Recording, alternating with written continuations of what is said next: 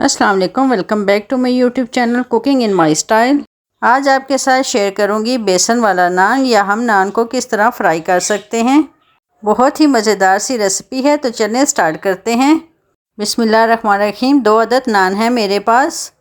2 cup के करीब बेसन है मेरे पास, जिसे मैंने छान लिया है। बारीक कटी प्याज, सब्ज़ मिर्च, धनिया और पुदीना है। एक मीडियम साइज़ के आलू की भी मैंने बारीक कटिंग कर ली है।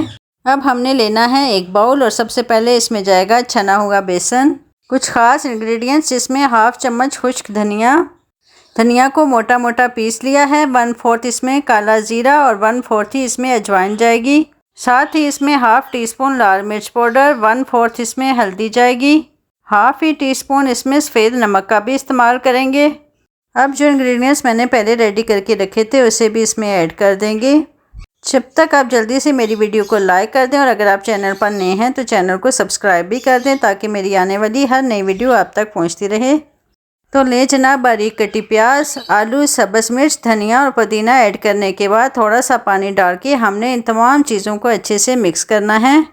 अगर आपको ये ड्राई फील हो तो आप इसमें थोड़ा सा मज़ीद पानी ऐड करें और एक बार फिर इसे अच्छे से मिक्स कर लें। अब एक नान को कुछ सेकेंड्स के लिए दोनों साइड से हमने पानी में डिप करना है। फिर इसे किसी प्लेट में निकाल लें और जो बेसन हमने रेडी किया था वो हमने इस पर अप्लाई करना है। हाथ या चम्मच की मदद से अच्छी तरह बेसन को पूरे नान पर लगा लें। एक साइड पे अच्छी तरह बेसन लगाने के बाद हमने नान को फ्राई करना है। अब दोनों हाथों से नान को पकड़ें और गरम गरम ऑयल में डाल दें। नान की जिस साइड पे हमने बेसन लगाया है वो हम ऊपर ही रखेंगे, ताकि नीचे से नान फ्राई हो तो ऊपर वाली तह भी सेट हो जाए। 2 से 3 मिनट के लिए बगैर छेड़े नान को एक साइड से फ्राई होने दें। आप चिमटे या चम्मच की मदद से नान को हल्का हल्का घुमा भी सकते हैं, ताकि नान एक साइड से अच्छे से फ्राई हो जाए। फिर चिमटे की मदद से ही हम इसकी साइड चेंज करेंगे और 1 से 2 मिनट इसे दूसरी साइड से भी फ्राई होने देंगे। आप देख सकते हैं नान एक साइड से कितना ज़बरदस्त फ्राई हुआ है। अब इसी तरह हमने गोल्डन कलर आने तक इसे दूसरी साइड से भी फ्राई करना है।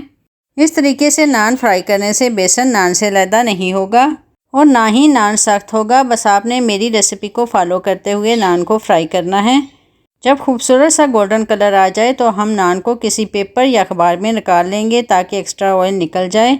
सेम ही तरीके को फॉलो करते हुए हम दूसरे नान को भी फ्राई करेंगे। पहले नान को दोनों साइड से पानी में गीला कर लेंगे, फिर इसकी एक साइड पे लगाएंगे बेसन। अब नान को दोनों हाथों से उठाकर आपने घी में डालना है और घी आपका पहले से ही गर्म होना चाहिए। यकीन जानिए ये रेसिपी इतनी मज़ेदार है, आप इसे एक बार ज़रूर ट्राई कीजिएगा।